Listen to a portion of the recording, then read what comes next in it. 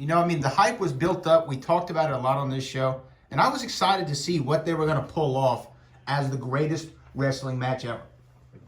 Yeah, man. My thing is, man, just for myself, greatest wrestling match ever. Man, I wish I could have did a little fantasy booking on this thing myself, and actually had a part in, maybe kind of lining this thing up and putting it together, because of course it's all about the marquee. What's on the marquee. Back in the day, Saturday Night Fever, when I was a young kid coming up, I remember, John Travolta on the poster more than anything, striking the pose. You know what I mean? Yeah. So that's what always, draw you in, what bring you in. And with something like this, the greatest wrestling match ever. That right there for me is, we could do something with this. We could really put a spotlight on this thing. It's almost like, say for instance, Rocky training in the meat locker, it was a build up there. Right. You know what I mean? Drago, doing his thing, being, Mr. T, you know what I mean? He had his deal as far as the build up. And I just thought, man, they could have really did a package before the match that actually made the match the greatest wrestling match of all times. It didn't really have to actually be about the match. It could have been about the build-up. It could have been about the drama. And at the end of the day, who cares if it was the greatest wrestling match or not? Man, we got a chance to see something that was really, really cool and something really special. And I think that's a moment there that you cannot get back, that we, the fans, could have had. Now, I'm not trying to book myself on the show or anything, because I heard Paul Heyman got moved down. And our friend Bruce Pritchard is the number one guy. Pritchard is running everything. And when I say everything, I mean everything. So, but I'm not trying to get myself on the booking committee or anything like that, because I love being at home with the fam. But just to be a consultant, would have been great for me to have input on that storyline going into it, because man, you got Edge, you got Randy, you got a history there, of more than 40 years actually in the business, and combined, put it like that. Randy actually coming up on that 20-year mark in the WWE. In the WWE, he's coming up on that 20-year mark, and for a wrestler today to actually just make that mark is something really, really special.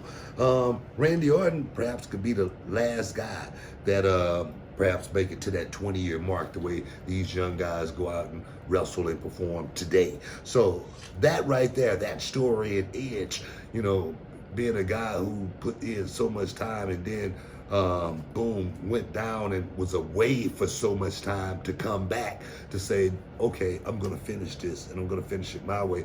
It's almost like Rocky, when he had to go against Antonio Tarver, when they told him and say, hey man, speed, we have no speed. Okay. Quickness, we have no quickness. We just going to have to go on raw power. You know what I'm saying? That's the way it was, man. So we got more though. We got a whole lot to talk about, guys. Stick around. We'll be back in a momentum. Just last night at the Performance Center in Orlando, Florida. The greatest match of all time is the highlighted match is the one that everybody's talking about on the internet, on social media. Everybody's talking about, hey, it was a good match. I've been seeing a lot of good reviews. Of course, you're going to get people throw out their comments and have a lot of negativity as well as whatnot. But I sat and I watched it. But like we were talking about earlier, I just thought it could have been so much more added to it. So many more layers could have been added to the greatest match of all time. Because let's be realistic, that's a pretty big shoes to. It's impossible to live up to, right? Step into. I'm serious. I mean, it's something that you say, okay, how can we go out here and do this? Of course, both of those guys are top-notch workers. Both of those guys got a playbook in their mind that, you know, that's vast, that they can reach into in a heartbeat. I mean, they got a tool they can pull out and start working on whatever it needs to be. So that wasn't the case or anything like that. What I thought about more than anything is, you know, as far as, you know, that's up for one's, you know, debate.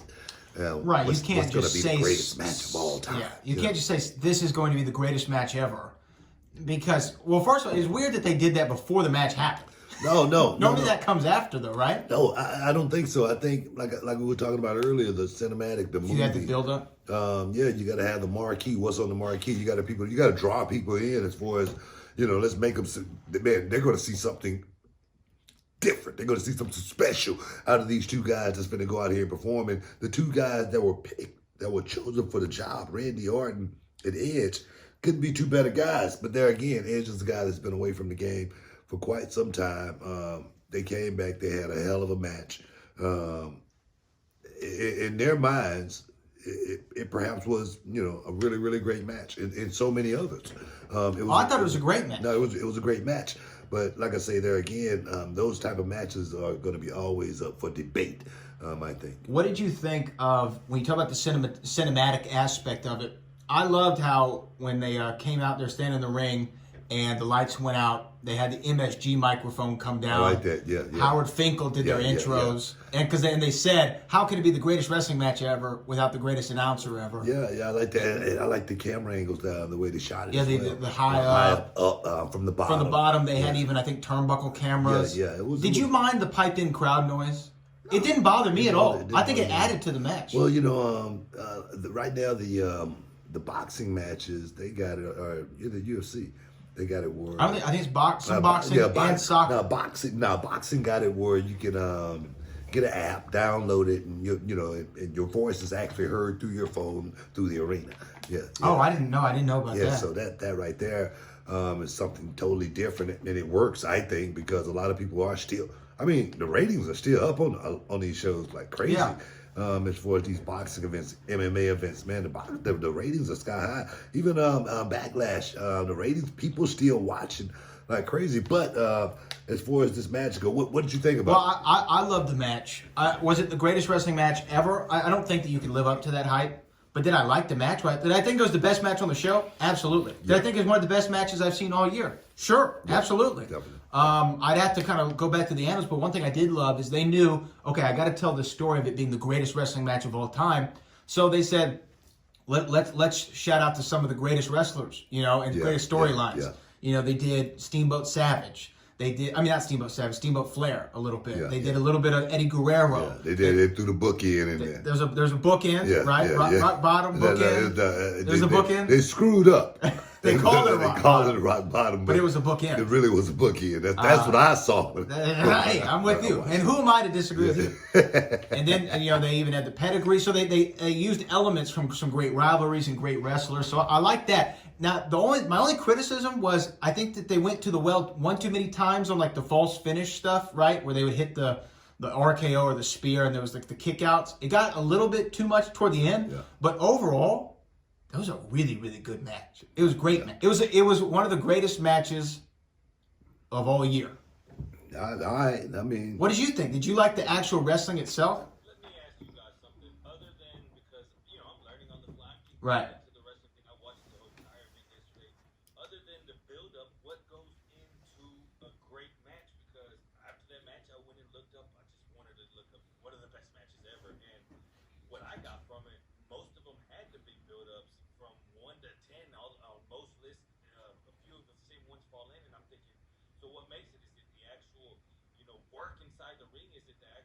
What is it? Because yesterday it kept me on my seat. It was one of those matches where I'm like, oh my God, they're about to give it to Edge is about to win, and then I'm like, oh my God, again.